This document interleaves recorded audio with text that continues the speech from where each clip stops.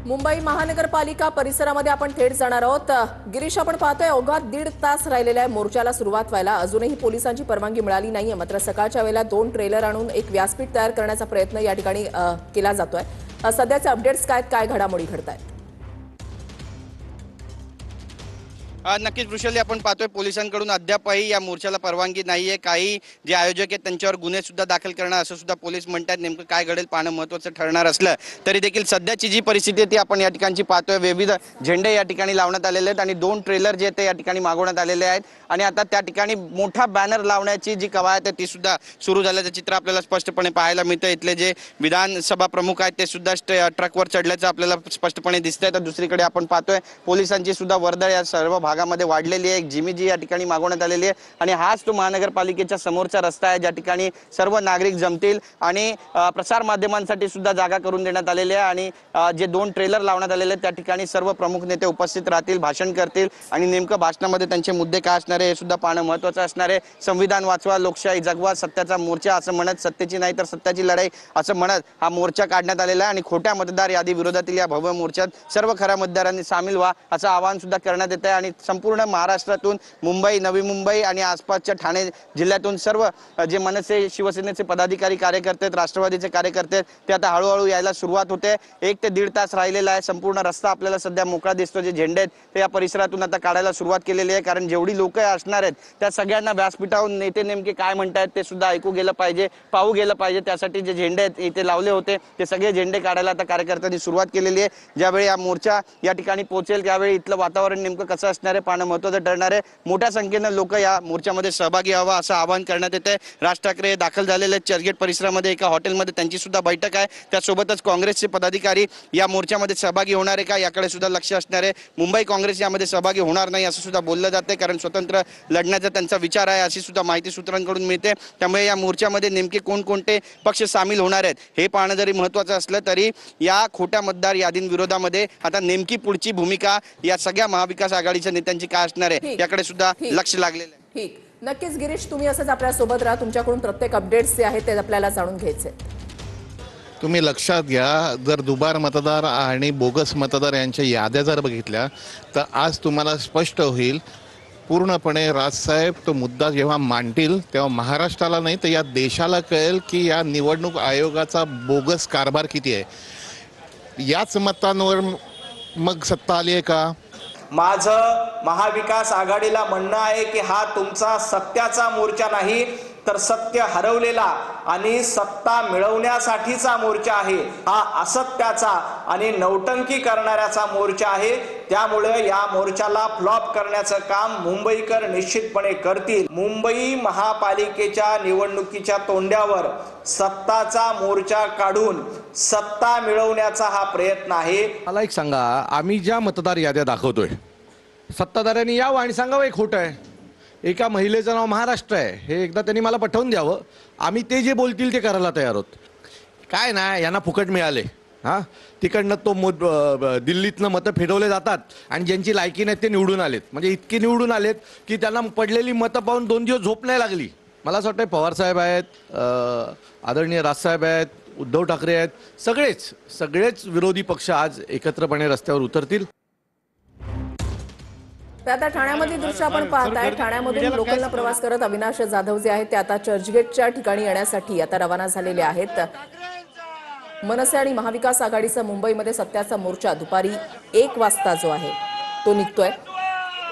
Fashion street ते मुंबई महानगरपालिका असा हा मोर्चा जो आहे तो निघणार आहे आणि महाविकास आघाडीचे नेते, मनसेचे नेते यावेळेला मार्गदर्शन करतील। तर अगदी काही वेळापूर्वीच राज ठाकरे यांनी देखील लोकलने प्रवास करत ते चर्चगेटला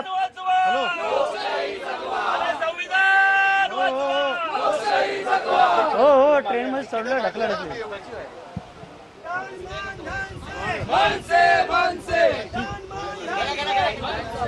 मराठी एकजुटीचा, मराठी एकजुटीचा।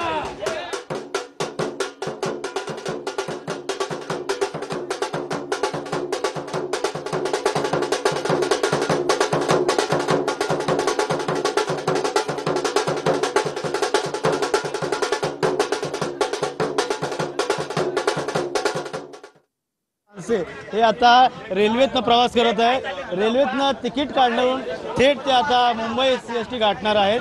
त्यामुळे एक प्रकारचा सामान्य नागरिक देखील त्याच्यासोबत आहेत. त्यामुळे नक्कीच या मोर्चाची सुरुवात जी आहे ते आता ठाण्यातनं देखील सुरुवात झालेली आहे.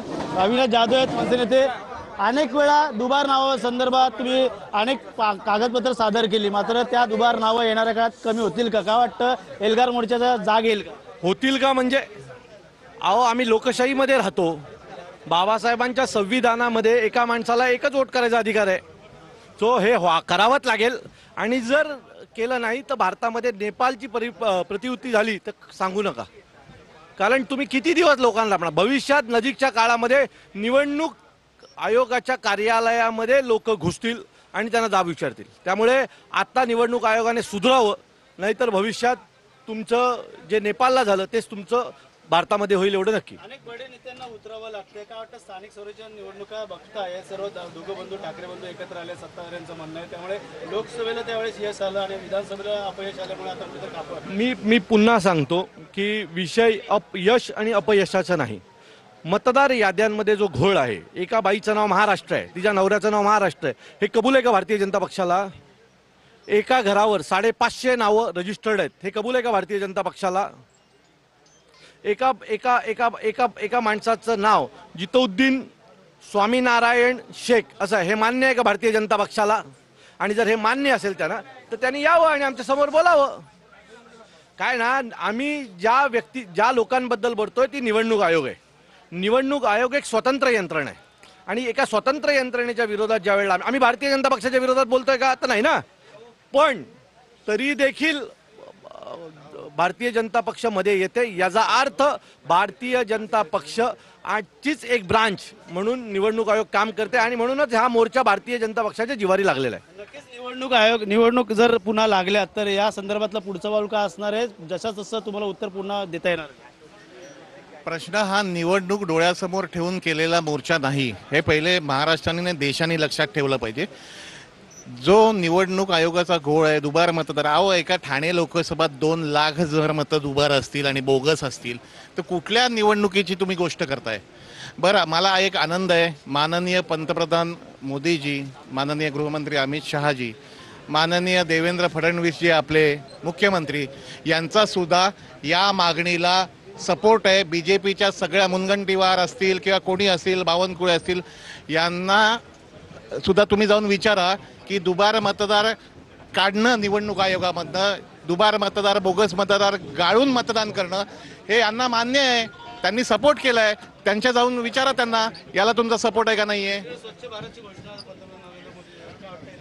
भारतची घोषणा, भारत स्वच्छ होईल तेव्हा होईल, पहिले निवडणुकी आधी तर स्वच्छ करा, तिथून सुरुवात करू. आम्ही स्वच्छ भारत योजना जी आहे माननीय पंतप्रधान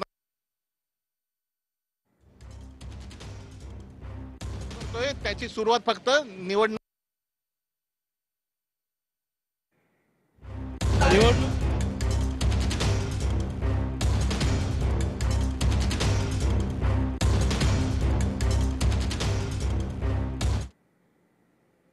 काही मोर्चे, आंदोलनं ही जनहितात असतात, काही स्वहितात असतात, स्वतःच्या स्वार्थासाठी काढलेले असतात.